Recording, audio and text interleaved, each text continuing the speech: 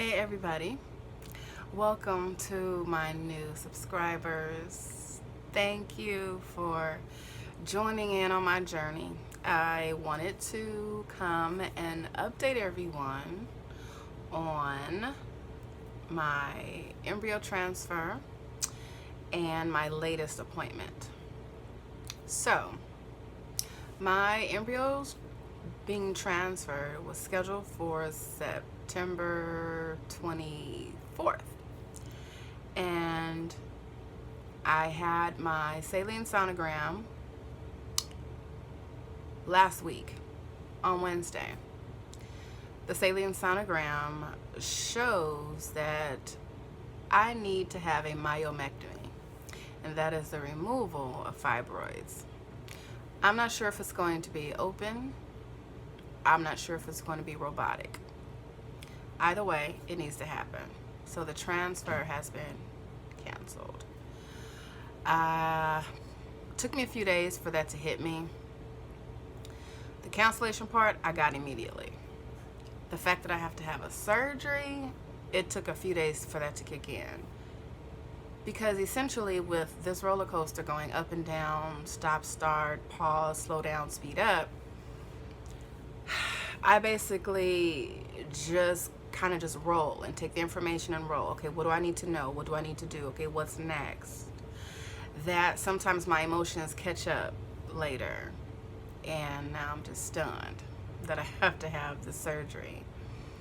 My consultation is on September 11th, and this is a doctor, a surgeon that my entire staff at Vios has recommended and that they prefer that I go to. He's actually out of network, but hey, I'm gonna roll with it. And apparently he's so great that he has a very long wait, and somehow I managed to get in. So I'm very appreciative for all the favor and for just being liked by my medical team, because before I could even call the doctor's office the next day, they were calling me and they were already telling me their earliest that they could get me in. So it really helps to have a doctor and a specialist that's really on your team. And that meant a lot to me. So much so that when I went in for my Saline Sonogram, I had my charges with me, both Emma and Ethan. And they had already set up a room. They had already designated, when I say they, I mean the ultrasound tech. She sort of befriended me in this way that we're like so cool, and she looks forward to me coming. So much so that she was like, so I've already arranged to have the kids in a separate room so that you don't have to be worried and bothered with, you know, keeping them quiet or keeping them still, because I need your total and undivided attention. Is that okay with you? Like, hell yeah. So there were 2 people who were told that, hey, we want you to sit with these children because more than likely she's going to show up with them, and we're about to perform this procedure on her. We need all her undivided and relaxed attention. When people like you, it's so refreshing, and it's humbling. And they didn't have to do that. They could have said, oh, you know, the kids have to sit out in the lobby, or, you know, you can't bring the kids for this appointment. That could have gone many ways, but you know, I really appreciated that my appointment was anticipated, so much so that, you know,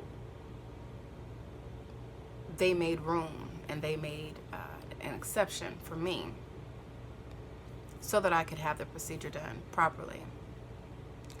And the procedure was a little tricky. This time it was a lot more uncomfortable. Lots of saline was pushed in, and it showed that I need to have, you know, this fibroid removed, because if my uterus is supposed to be sitting like this and there's a fibroid pushing, it should not look like this. So The ultrasound tech is not necessarily convinced that that fibroid is not on the inside, but it's intruding so much so that it needs to be removed, so that there's plenty of room and plenty of safe space, oxygen, cells, blood, and all of that for my chipmunks to grow. We want a nice, healthy, fluffy space. So I'm all with that. I'm nervous about the surgery because I don't know if it's going to be open or robotic. I'm nervous about both. I know that it's necessary. I understand why I need it. I'm going to have it. All of that. But my feelings are hurt. Simply because this is another stop, another slam on the brakes. I trust my team. I trust the process. And I trust that all of this is working out, and it's going to work out. But my feelings are hurt, and I couldn't bring myself to, come and talk about this because for a couple of reasons. I was in mode. I was hurt, and I wanted to get clear, and I wanted to get some rest, and the procedure left me very, very, very, very, very uncomfortable. And it took a minute for the fluids to drain. And I was like, okay, I see why people want an epidural. That may sound a bit dramatic, but I was experiencing discomfort that I have never experienced before.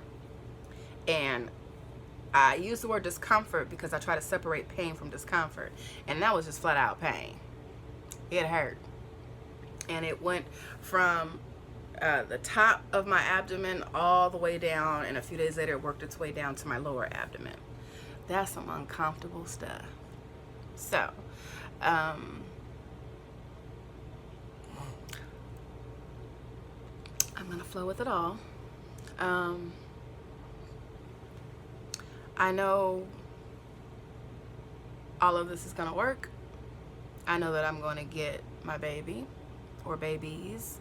I know that it has to happen in order for the babies to have a safe, comfortable place to grow. And some literature says that you're more fertile or more susceptible for a transfer after a myomectomy. I get it. I don't need to be convinced about anything. Nothing. But you can't ignore, when you're feeling sad about something, and what's that phrase? Delay is not denial.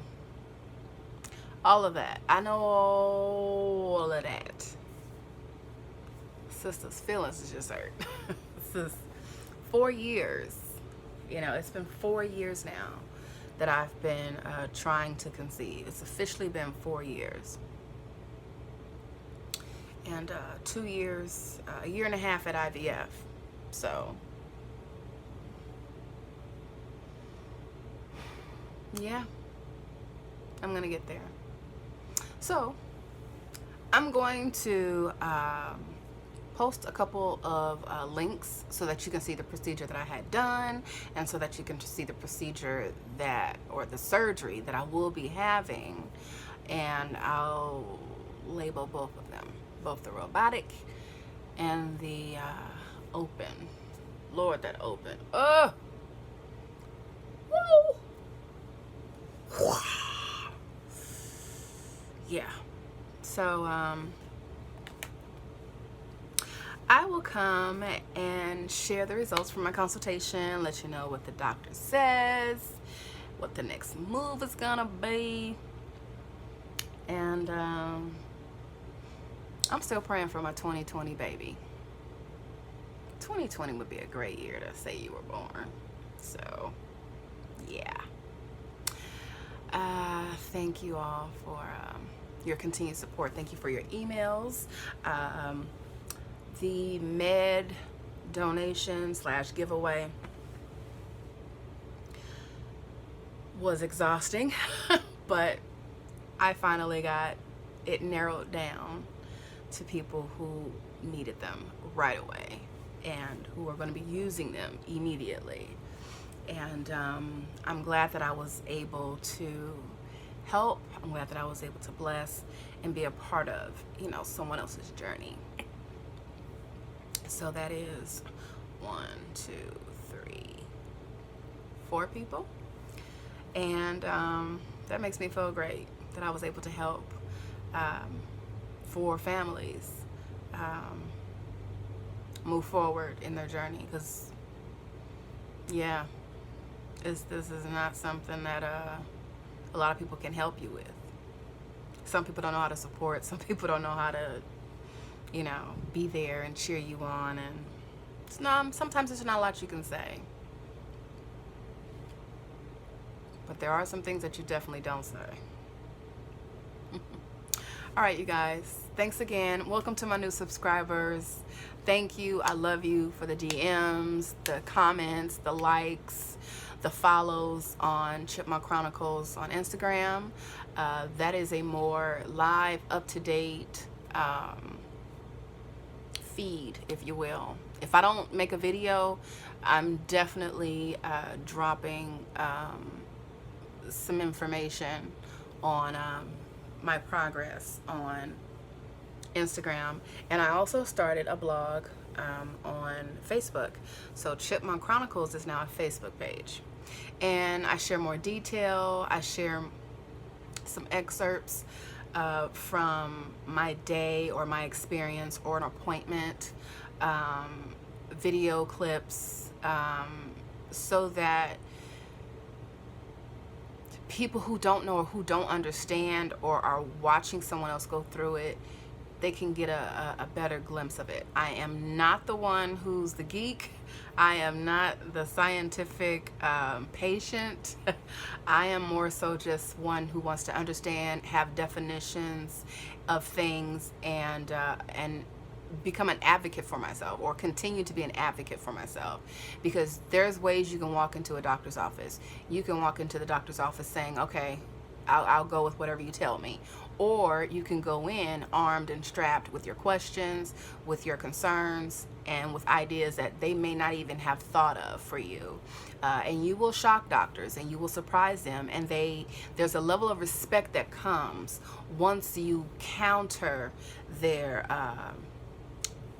prognosis, or once you counter them with different ideas, and once you ask them questions. And even if you ask them why, it just changes the energy of the room. And once they see that you're an advocate for yourself, they approach you differently and they handle you differently. You're not just a number. You know, they really will begin to know your name and know that you're not just someone who's going after something or trying to avoid something or just go directly to something. And it just helps you stay informed, and it makes them aware that you're not just gonna just, you know, if they tell you you can't have something or you can't do something, ask them why. Tell them you're interested in understanding what this medication or what this procedure is, and don't let them tell you, well, no, you don't need that. Well, tell me why. Tell me why I need this, or tell me why I don't need that. So it helps.